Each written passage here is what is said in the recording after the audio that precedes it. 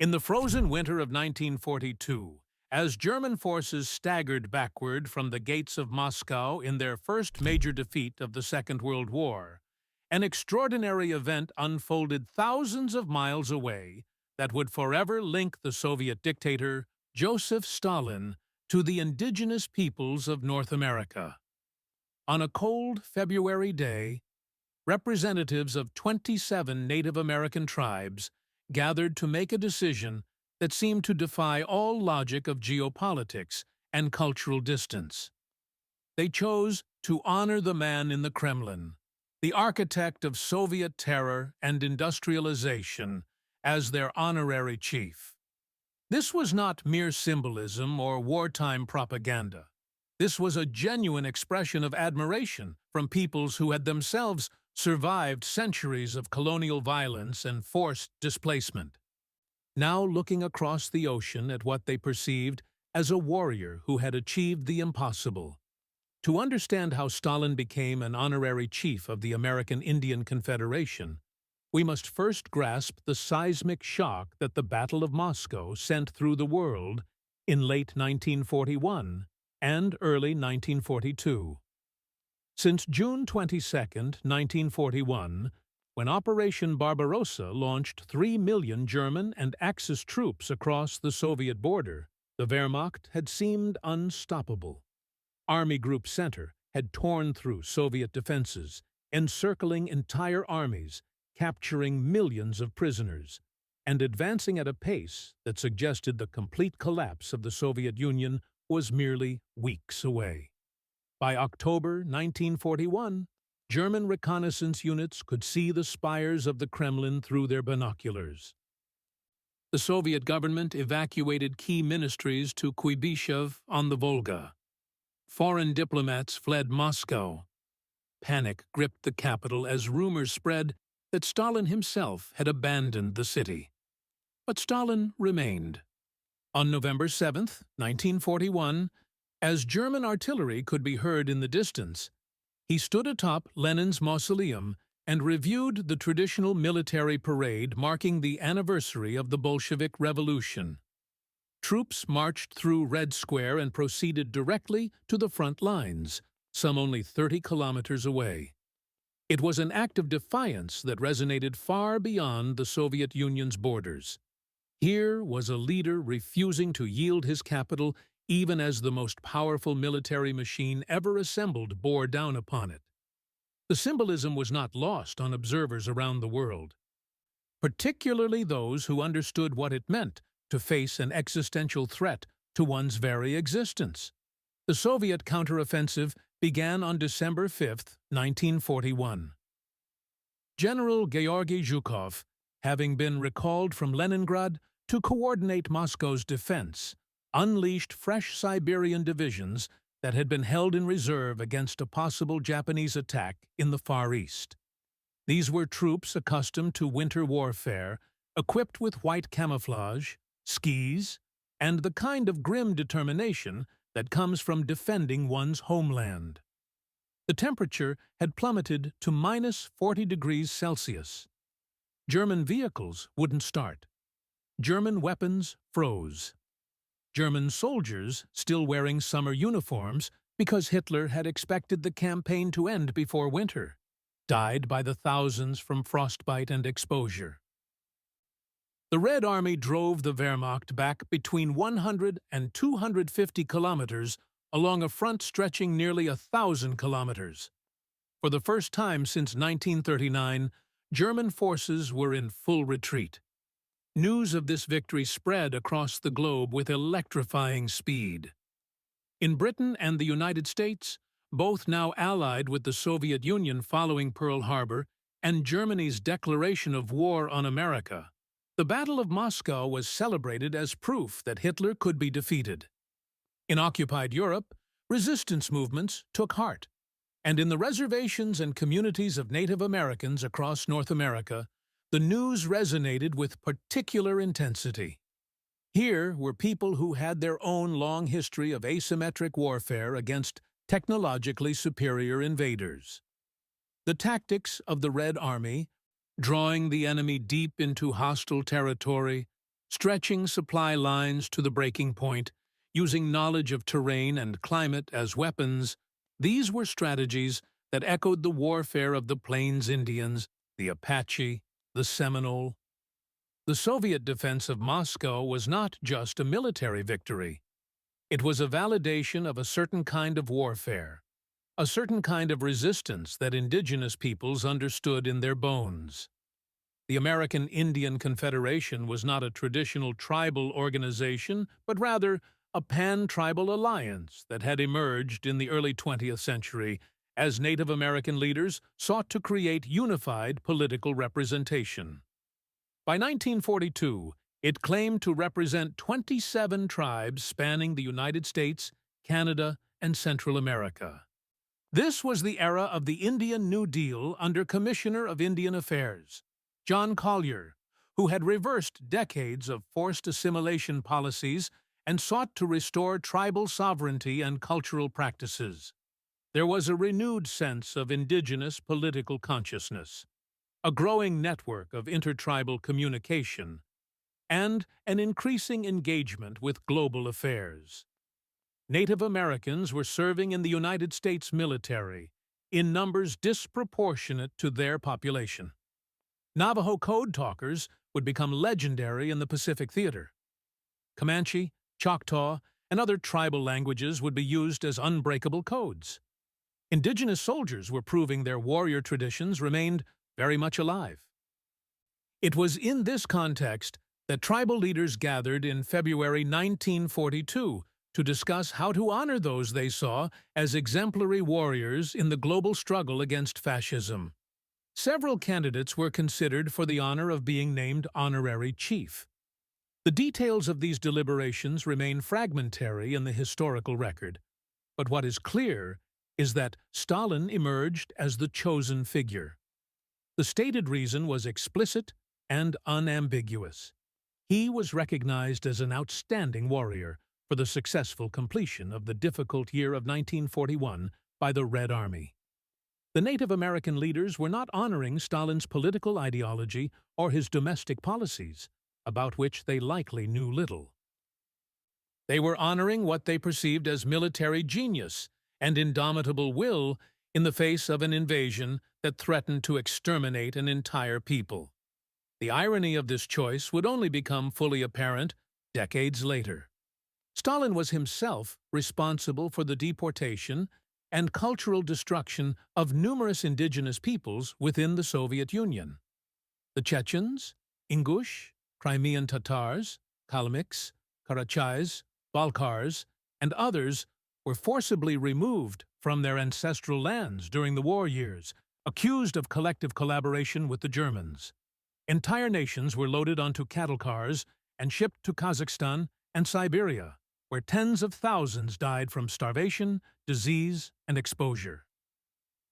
These deportations were acts of cultural genocide, comparable in their brutality to the worst episodes of Native American removal in the 19th century. But in February 1942, these crimes were still in the future or unknown to the outside world.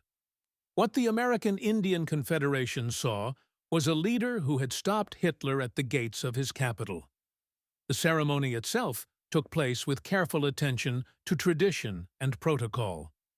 Paul Horn, chief of the Iroquois Mohawk tribe and a member of the Executive Council of the Confederation, presided over the event. The Mohawk were one of the 6 nations of the Haudenosaunee Confederacy, also known as the Iroquois League, one of the oldest participatory democracies in the world and a political structure that had influenced the framers of the United States Constitution. Paul Horn's role in this ceremony carried significant weight. He was not a minor figure or a self-appointed spokesman, but a recognized leader within a sophisticated political tradition. The gift he presented was a chief's headdress, a war bonnet of the type worn by Plains Indian warriors, adorned with eagle feathers that signified acts of bravery and leadership in battle. Each feather in such a headdress traditionally represented a specific deed of courage. This was not a tourist trinket, but a sacred object imbued with deep cultural meaning. The headdress was not given directly to Soviet representatives. Instead, Paul Horn presented it to representatives of Russian War Relief, an American charitable organization that had been established in 1941 to provide humanitarian aid to the Soviet Union. Russian War Relief was one of several organizations that emerged in the United States after the Nazi invasion of the Soviet Union transformed the international communist state from an ideological adversary into a military ally. The organization raised millions of dollars, collected medical supplies, clothing, and food, and coordinated shipments to the Soviet Union through the Lend-Lease program. It enjoyed support from prominent Americans across the political spectrum, including Eleanor Roosevelt, who served on its board.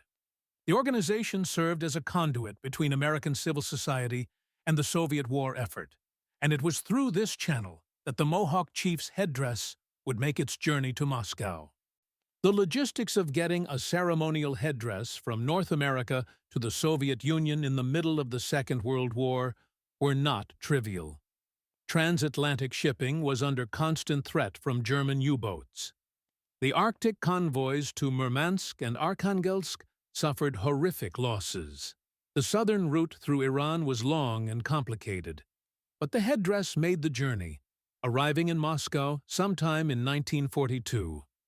It was received by Soviet officials and, according to the historical record, was deposited in the Moscow State Museum of the Revolution, known in Russian as the Gosudarstvenny Centralny Muzey Sovremennoy Istorii Rossii. This institution had been founded in 1924, shortly after Lenin's death, to document and celebrate the history of the revolutionary movement and the Soviet state. It occupied the former mansion of the English Club on Tverskaya Street, one of the grand buildings of pre-revolutionary Moscow that had been repurposed for Soviet ideological education. Whether Stalin himself ever saw the headdress, let alone tried it on, remains one of the small mysteries of this story. There is no photograph, no memoir entry, no official record confirming that Stalin ever held this gift in his hands. This absence is telling in itself. Stalin was meticulous about his public image. Every photograph was carefully staged and often retouched. Every public appearance was choreographed. The idea of Stalin wearing a Native American war bonnet would have been visually striking but also potentially problematic from a propaganda standpoint. It might have appeared undignified or exotic in a way that undermined the image of Stalin as the stern, wise leader of a modern industrial state. Soviet propaganda emphasized Stalin's role as the father of nations, the genius strategist, the heir to Lenin. Indigenous symbolism from a capitalist country might not have fit neatly into this narrative framework, yet the gift was preserved. The headdress remains to this day in the collection of what is now called the Museum of Contemporary History of Russia, the post-Soviet successor to the Museum of the Revolution. It sits in storage or occasionally appears in exhibitions about the Second World War, a curious artifact of an improbable moment when two vastly different cultures found common ground in the midst of global catastrophe. For the museum curators who have catalogued and preserved this object over the decades, it represents a fascinating intersection of Soviet history and Indigenous American history, two narratives that rarely overlap in the standard telling of the 20th century.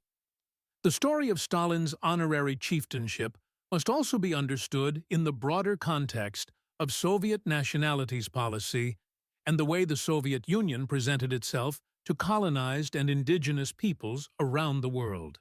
From its earliest days, the Bolshevik government proclaimed itself the champion of oppressed peoples everywhere. Lenin's theory of imperialism as the highest stage of capitalism positioned the Soviet Union as the natural ally of anti-colonial movements. The Communist International actively supported independence movements in Asia, Africa, and Latin America. Soviet propaganda directed at the colonized world emphasized the USSR's supposed success in granting equality and autonomy to its many ethnic minorities. The Soviet Constitution guaranteed the right of national self-determination. Dozens of autonomous republics and regions were created, each with its own language, culture, and nominal self-government. The reality was far more complex and often brutal, but the image was powerful. For many people living under European colonial rule or facing racial discrimination in the Americas, the Soviet Union appeared to offer an alternative model. African-American intellectuals like Paul Robeson and W.E.B. Du Bois looked to the USSR as a society that had supposedly transcended racial prejudice.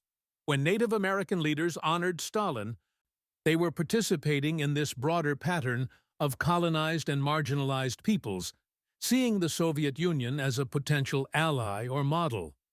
They were not necessarily endorsing communism as an economic system or political ideology. They were recognizing what they perceived as a successful resistance to a genocidal invasion by a power that explicitly embraced racial hierarchy and the extermination of inferior peoples. The timing is also significant. February 1942 was a moment of profound uncertainty in the war. Yes, Moscow had been saved, but the Soviet Union was still reeling from catastrophic losses. Millions of soldiers had been killed or captured in 1941.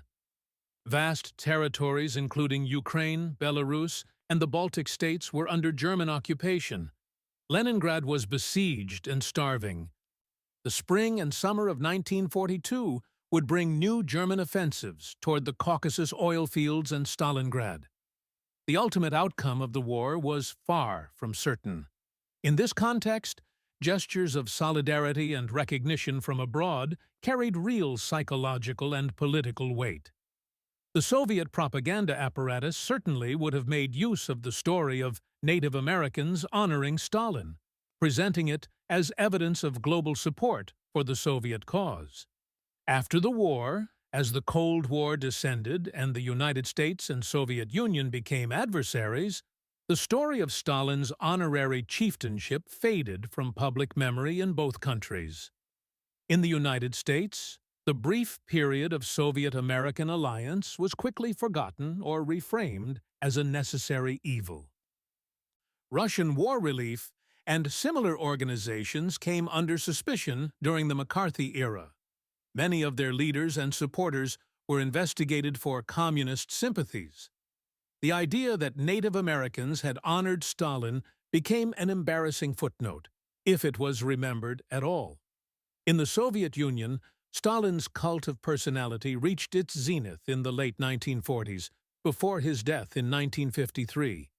But the focus was always on his role as the great leader of the Soviet people, not on exotic honors from foreign indigenous groups. The revelation of Stalin's crimes during Khrushchev's secret speech in 1956 and the subsequent de-Stalinization campaign further complicated the legacy. As the full extent of the purges, the forced collectivization that caused mass famine, the deportations of entire peoples, and the paranoid terror of Stalin's rule became known, the image of Stalin as a heroic warrior defending his people became impossible to sustain without massive cognitive dissonance. For Native Americans who had participated in or supported the 1942 ceremony, there must have been a reckoning of sorts, though the historical record is largely silent on their reactions. Did they feel betrayed when they learned the truth about Stalin? Did they regret the honor they had bestowed? Or did they maintain a distinction between honoring a specific military achievement and endorsing a leader's entire legacy?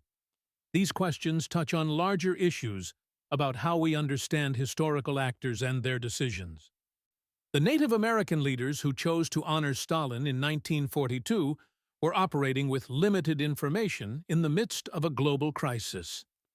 They made a decision based on what they knew and what they valued. From their perspective, Stalin had achieved something remarkable. He had stopped an invasion by a genocidal empire that explicitly viewed Slavic peoples as subhuman and intended to enslave or exterminate them.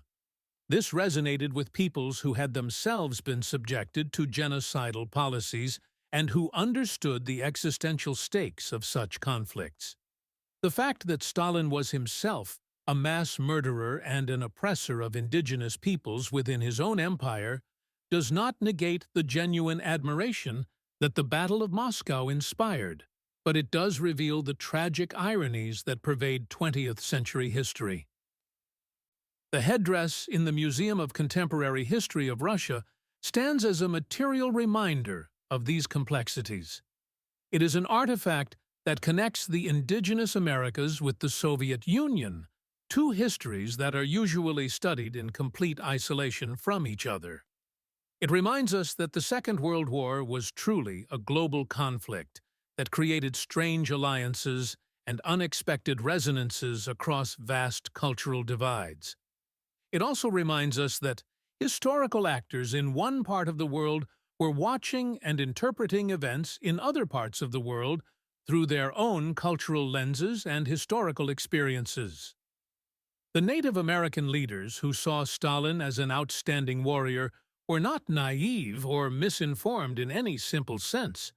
They were reading the Battle of Moscow through a framework of indigenous military tradition and resistance to colonial invasion. And in that framework, the Soviet defense of Moscow was indeed an extraordinary achievement. The long-term consequences of this episode are subtle but worth considering. The story, when it is remembered at all, serves as a reminder of the moral ambiguities of the Second World War alliance between the Western democracies and the Soviet Union. It illustrates how the fight against Nazi Germany created partnerships that would have been unthinkable in other circumstances and that dissolved almost immediately after the common enemy was defeated. It also highlights the ways that indigenous peoples in the Americas maintained to their own political consciousness and international awareness, even as they lived under the political domination of the United States and Canada. The American Indian Confederation's decision to honor Stalin was an assertion of indigenous political agency, a claim to participate in global affairs and make judgments about world leaders on their own terms. Today, as we look back on this episode from the perspective of the 21st century, it challenges us to think more carefully about how we honor historical figures and how we understand the relationship between military achievement and moral character. Stalin's role in defeating Nazi Germany is undeniable. The Soviet Union bore the brunt of the fighting in Europe, suffering approximately 27 million dead, and the Red Army destroyed the bulk of the Wehrmacht. Without the Soviet resistance, the outcome of the war would almost certainly have been different. Yet, Stalin was also responsible for the deaths of millions of his own citizens, through terror, forced collectivization, and deliberate starvation. These two realities coexist uneasily, and the Native American headdress in Moscow embodies that tension. It is a symbol of admiration for a military achievement, and a symbol of how limited information and cultural distance can lead to profoundly ironic historical gestures. The headdress also serves as a reminder of the indigenous peoples within the Soviet Union itself, whose experiences paralleled in many ways those of Native Americans. The Evenks, Nenets, Yakuts, Chukchi, and dozens of other Siberian peoples faced forced sedentarization, cultural suppression, and economic exploitation under Soviet rule, even as Soviet propaganda proclaimed the USSR a champion of national minorities. The deportations of the Caucasian and Crimean peoples during the war years were acts of cultural destruction comparable to the worst episodes of North American indigenous history. When Native American leaders honored Stalin, they were unknowingly honoring a man who was perpetrating against other indigenous peoples the same kinds of crimes that had been perpetrated against them. This tragic irony underscores the importance of solidarity among indigenous peoples across borders, and the dangers of projecting one's own struggles onto distant figures without full knowledge of their actions. In the end, the story of how Stalin became an honorary chief of Native American tribes is a story about the complexity of historical judgment, the power of symbolism in wartime, and the unexpected connections that emerge from global conflicts. It is a story that cannot be reduced to simple moral lessons or easy condemnations.